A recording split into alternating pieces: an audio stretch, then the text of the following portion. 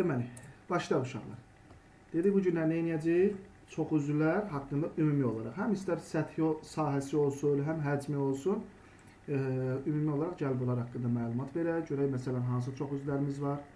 Həmin çox üzvlərin tutaq ki, filan bir çox üzvünün həcmi necə tapılır? Tam səthin sahəsi necə tapılır? Jan səthin sahəsi necə tapılır? Gəlin onlara baxaq. Uşaqlar, bizə lazım olan çox üzvləri iki qrupa bölürük. Var prizma, var piramida. Prizma və piramida. Birinci prizma haqqında məlumat verəcəm. Prizmanın növləri var. Siz məsələn aşağı siniflərdə kub falan keçmişsiniz ha.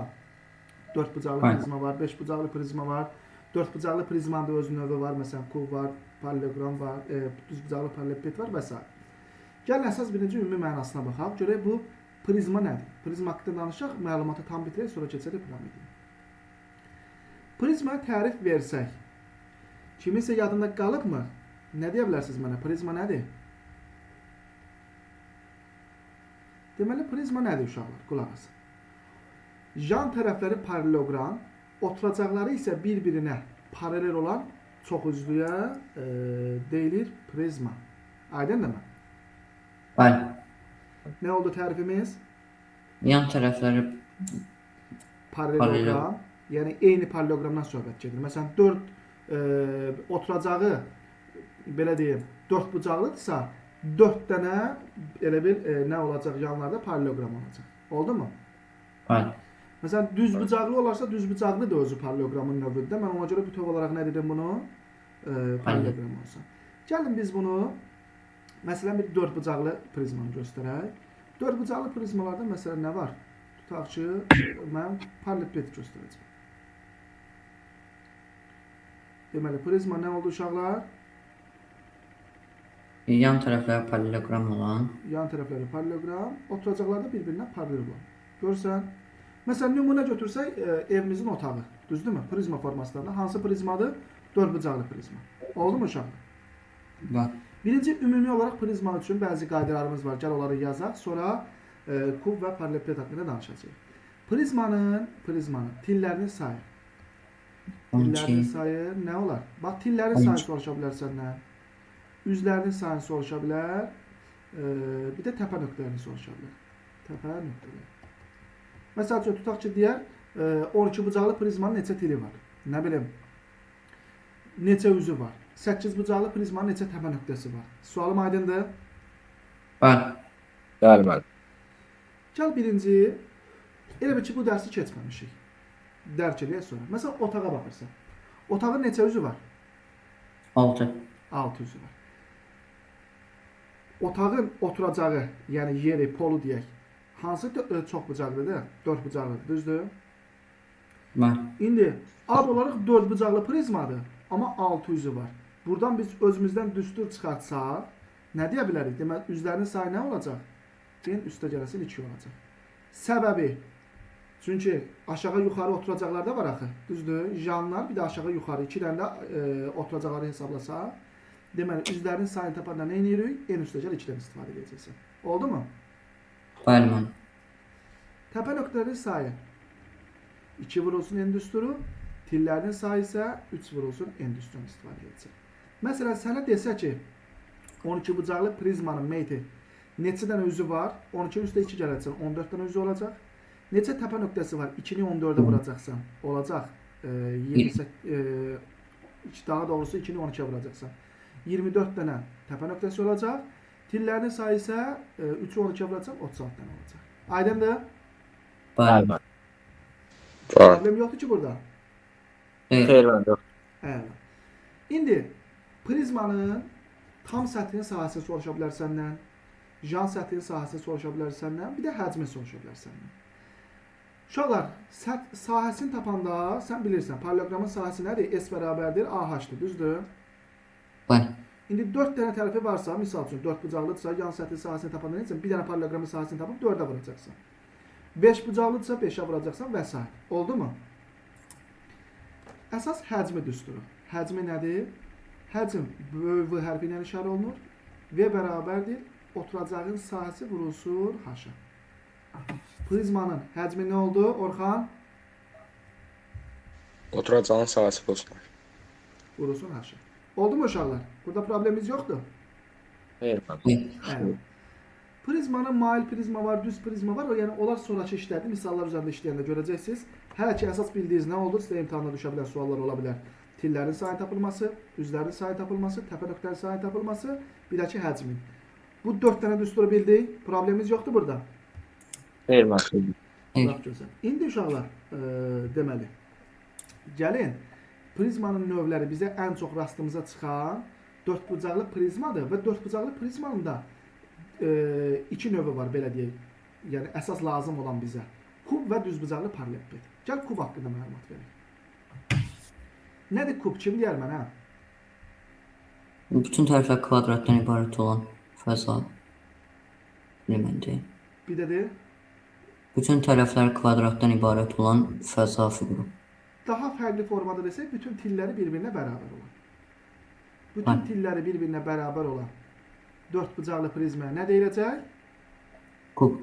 Kub deyiləcək. Oldu bizim kubumuz. Deməli, bütün tilləri bərabərdir. A yazıram hamısına. Oldu mu? Dördbucaqlı prizmadır. Neçə tili var uşaqlar? 12. 12 dənə tili var. 4 vurulsun 3 oldu 12. Neçə üzü var? Üstünə 2 gəlir. 4, üstə 2, 6. Düzdür? Saysaq. 1, 2, 3, 4. 4 dənə yanda, 2 dənə də oturacaqlar. 6 dənə oldu uşaqlar. Ha. Bəli. Təpə Bəli, nöqtəsi, meyti. 8. Olacaq neçə dənə? 8 dənə. Göstərirəm. Bax, bir dənə burada 2, 3, 4, 5, 6, 7, bu da 8. Göstərdik? Bəli. Əla. Gəldik nəyə? Səndən bunu tam səthi sahəsi soruşa bilər, yan səthi sahəsi soruşa bilər, həcmi soruşa bilər. Bunun bir dənə üzü hansı fiqurdur? 4 bucaqlı. Yəni kvadrat deyil. Kvadrat. Kvadrat sahəsini tapanda necə tapırdıq biz? A kvadrat. A kvadrat. İndi gəl yan səthin sahəsinə tapaq. 4 dənə kvadrat. Bəli, niyə görə 4 kvadratdır? Yanında 4 dənə eyni fiqurdan da ona görə 4 olur. Qutardı getdi. Aysu başa düşdü bu hissəni. Bir üzü kvadratdır.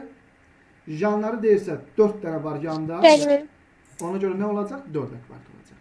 İndi tam səthin sahəsinə baxaq. Aydan. 6 dənə kvadrat. Neçə dənə tam olaraq neçə üzü var? 6. Deməli nə olacaq? 6 vur A-nın kvadratı. Oldu mu uşaqlar? Bəli. Gəldik həcminə. Bəs həcmi nədir? A kubu. A-nın kubu. Niyə görə A-nın kubu? Dedi, S oturacaq vur H.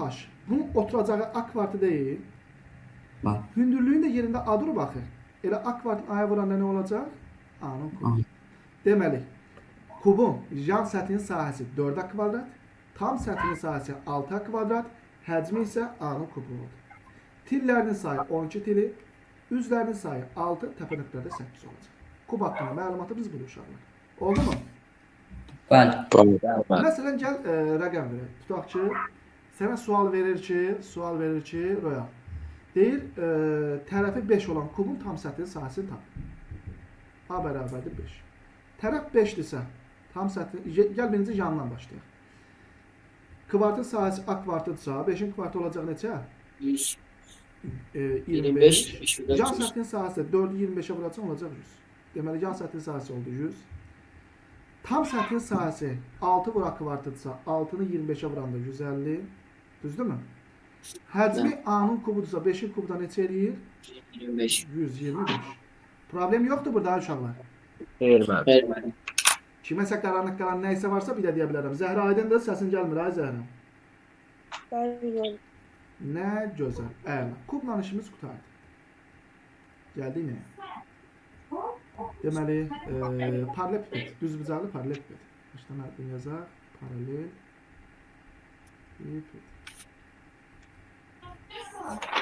Mən düzbucaqlı paralellepiped çəkirəm. Tutaq ki, gəl şəklini çəkək. Adından məlum olduğu kimi düzbucaqlı paralellepiped nə olacaq? Elə bil, üzləri kvadrat yox, nə olur? Düzbucaqlı olacaq. Əgər düz deyilsə, yəni əyridirsə, paralellepipedin də düzbucaqlı paralellepiped var, mail paralellepiped var. Yəni paralelogram formasındadırsa oturacaq, nə olacaq? Mail paralellepiped. Yox, düzdürsə, 90 dərəcədirsə düzbucaqlı paralellepiped. Bizim çəkdiyimiz nədir? Düzbucaqlı paralellepiped. Düzdür? Əl. Var. Gəl tərəfləri adlandıraq. Bura A yazaq, bura B yazaq, bura C yazaq.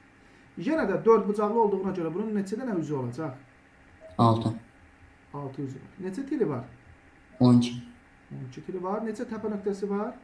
5. Təpə nöqtəsi olacaq. Neçə dənə? 8 dənə. Gəldi indi bunun tam səthin sahəsi, yan səthin sahəsi, həcmi. Birinci həcmindən başlayaq. Həcmi tapanda, yenə də dedik ki, prizmanın həcmi tapanda S oturacağı vururduq H-a. Düzdür. Oturacaq düzbucaqlıdır. Düzbucaqlının sahəsi də N ilə uzunluğun hasildir. Oldu B vur C. Hündürlüyün də yerində nə durub? A durub. Oldu nə? A, B, C. Deməli, düzbucaqlı paralelipipedin həcmi tapanda nə elədik? Tilləri bir-birinə vurduq. Oldu A, B, C. Oldu mu? Bəli, müəllim. Gəldik yan səthi və tam səthin sahəsi. Birinci tama baxın. S tam. Bərabər olacaq. 2 vurulsun. AB. Üstəcə BC. Üstəcə AC. Niyə görə belə yazdıq? Bunun səbəbi nədir? Hər sahədən 2 dənədir. Bəli. Məsələn, bu üzə baxsaq, bax bura. Düzbucaqlıdır. S bərabərdir AB deyil. Axı bunun bir dənəsi də buradadır. Çünki otağa fikir versən, hər divardan qarşısındakı nə olur? Eyni olur. Onun biri böyük, biri balaca ola bilməz axı. Elə olsa ev uçar, qalmaz yerində. Eyni olmalıdır divarlar, düzdür? Bəli. Məsələn, bu AB tərəfinə görə, sahə AB olduğuna görə 2 dənə olacaq. Nə bilim, aşağı baxsam, bax BC. Bunun sahəsi BC-dir, həmçinin yuxarıda da bir dənə var BC. Bu cür, ona görə nə edirik? 2-yə vurur. 2 vurur. Oldu? Gəldik yana bəs. Bərabər. Yan səthin sahəsi nə olar? 2 AC üstə bir gəlsin, 2 BC. 2 vurulsun, AC, üstə gəlinsin nə? AB, hə? Ha, yox. AB. Yanlar çünki nədir? Bu AC, bir də AB. Belə düşün. BC-ni bura qatmırsan. Всё. Yan səthin sahəsi, tam səthin sahəsi, həcmi. Bildik bunlar uşaqlar? Var. Problem yoxdur ki. Heç. Bəli, 100%. Var. bəli. Bunları sizdən gələn dəfə soruşacağım. Tələsin. Görək başqa nələriniz var burada? Başqa heç nə yoxdur. Gəldik piramidi.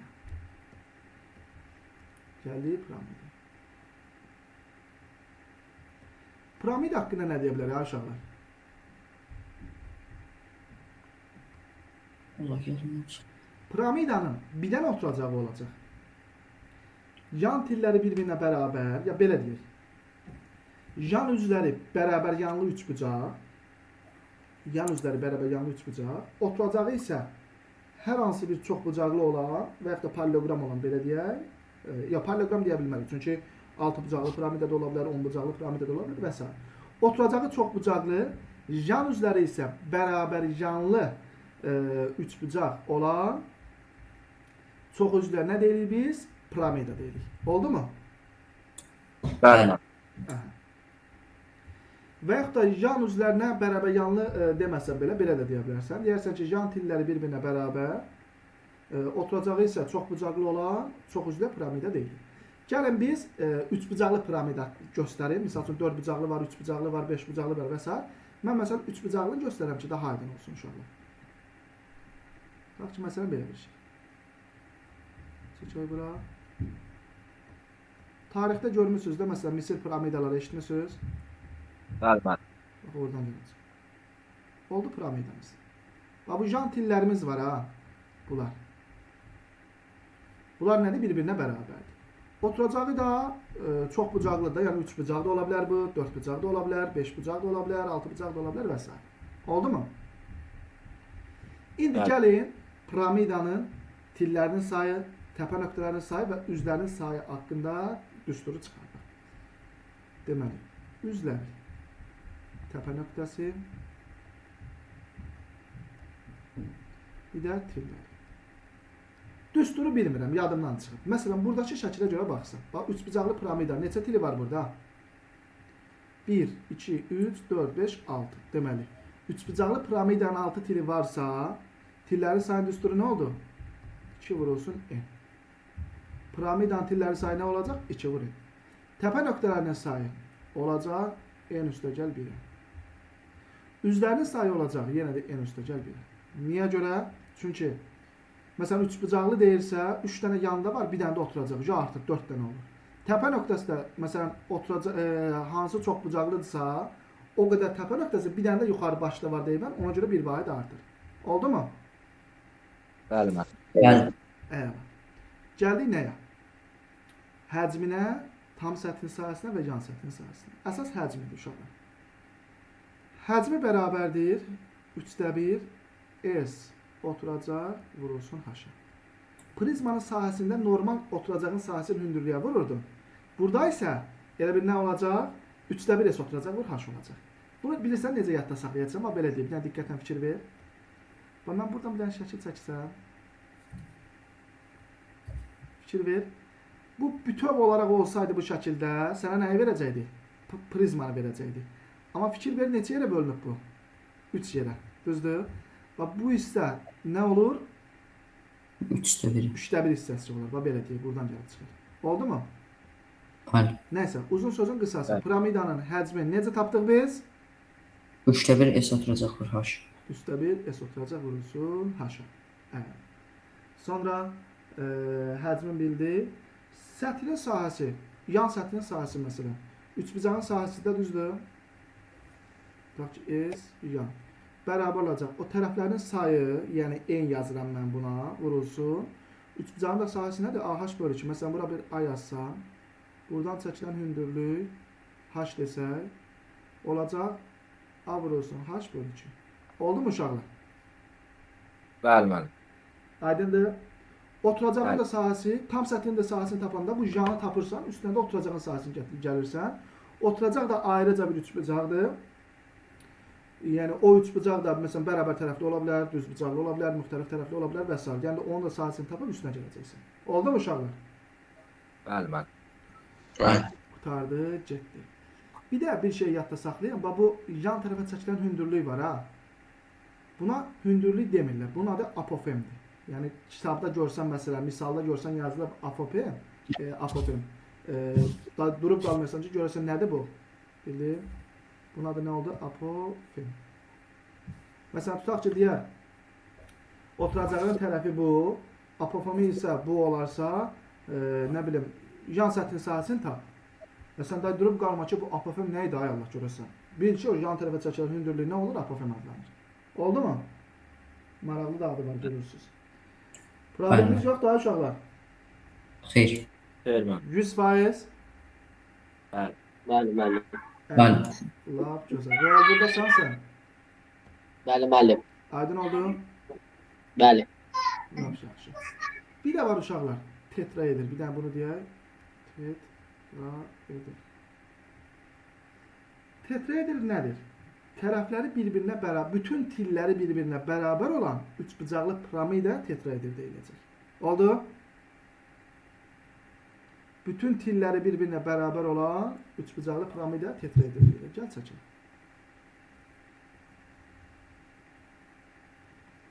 Deməli, bu bizim olacaq nəyimiz? Tetraederimiz. Bütün tillər nədir bir-birinə? Hamısı bərabərdir. Oldu mu? A burada. Heç nə. Yenə bunun həcmini tapanda V bərabər olacaq. S oturacaq, 3/1 S oturacaq vur H daxil. Düzdür? Oturacağın sahəsi bərabər tərəfli üçbucaq olduğuna görə A kvadrat köşkdə 3/4-dən istifadə edəcəksən.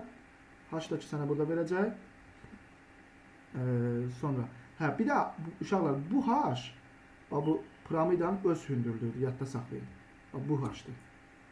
Amma o yan səthin sahəsindəki yan tərəfə çəkilən H-dır. Apofem idi. Yaxşımı? Təpədən düz aşağı endirilmiş hündürlüyü, elə normal adı H hündürlüyü gedir. Sahəni tapanda bundan istifadə edəcəksən. Amma yəni həcmini tapanda bundan istifadə edəcəksən. Amma yan səthin sahəsini tapanda bu yana çəkilən hündürlük, yəni apofem adlanır, bundan istifadə edirsən. Oldu mu? Bəli. Sonra tam səthin sahəsini soruşa bilər səndən. Tam səthin sahəsi S tam. Bərabər tərəfli üçbucaq olduğuna görə A kvadrat köşkdə 3/4-ü vuracaqsan nəyə? Neçə üzü var bunun? 4 dənə. Vuracaqsan 4. Elə 4-lər gələcək, qalacaq A kvadrat köşkdəcək. Yan səthin sahəsini tap desəydi, A kvadrat köşkdə 3/4-ü vuracaqdın 3-ə. Çünki 3 dənə yan üzü var. Oldu uşaqlar? Bəli. Bu dediklərimizdə problemi olan var mı? Xeyr. Xeyr. Hər şey tam aydındır. Bəli. Deməli, bu günlər nəyi öyrəndik biz? Prizma, Bölüm. çox üzvlərdən prizma və piramida. Prizma dediyi nədir? Janrları parallelogram, oturacağı isə hər hansı bir çoxbucaqlı olan və bu çoxbucaqlar bir-birinə nədir? Paraleldir. Həmin o prizmanın tillərinin sayını öyrəndik. Təpə nöqtənin sayını öyrəndik, düsturu. Üzlərinin sayını öyrəndik. Prizmanın həcmini öyrəndik. Tam və yan səthin sahəsini öyrəndik. Həmçinin piramidanın nə olduğunu bildik. Həcmin, yan səthin sahəsini, oturacağın sahəsini tapmağı bildik. Əslində yan səthin sahəsini, oturacağın sahəsini tapmağı, yəni onsuz da əvvəldən bilirdik, çünki üçbucaqdır. Yeni öyrəndiyimiz nə oldu? Həcmi. Həcmi tapanda nə edirdik piramidada? 1/3 S oturacaq vurursun, H üstündən istifadə elədik. Pirus yan tərəfə çəkilən hündürlüyün adı nə oldu? Apofen. Oldu mu? Bəli. Əlavə olaraq bir də təkrar edir. Nədir? Bütün tilləri bir-birinə bərabər olan düzgün üç bucaq. Qurtardı getdi. Bu dediklərimizdə qalan nə isə varmı uşaqlar? Xeyr. Dərsi kayd elədim, indi izahını da atacağım sizə qrupa.